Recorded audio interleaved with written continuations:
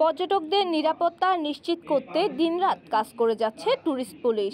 এমনটাই জানিয়েছে ট্যুরিস্ট পুলিশের অতিরিক্ত ডিআইজি আপেল মাহমুদ। তিনি বলেন, পর্যটকদের হয়রানি রোধ ও নিরাপদ পরিবেশ নিশ্চিত করতে আমরা দৃঢ় প্রতিজ্ঞ।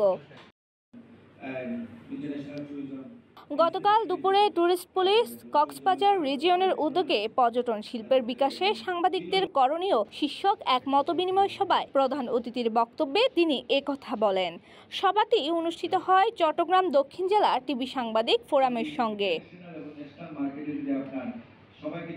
সভায় সভাপতিত্ব করেন সংগঠনের সভাপতি তাপস দে আকাশ, উপস্থিত ছিলেন সিনিয়র সহসভাপতি সুমন চক্রবর্তী, সাধারণ সম্পাদক এরশাদ আলম, সাংগঠনিক সম্পাদক মুক্তার হোসেন, অর্থ সম্পাদক শহীদুল ইসলাম সুমন, ক্রীড়া ও সংস্কৃতি সম্পাদক রনি কান্তি দেব, মোহাম্মদ তারেক সহ আরো অনেকে।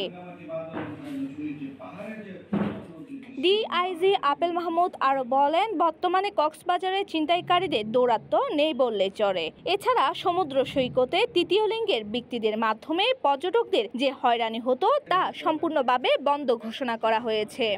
সময় দেখা যায় কি সে রুম যে বুকিংটা দিয়েছিল বুকটা ক্যান্সেল হয়ে যায়।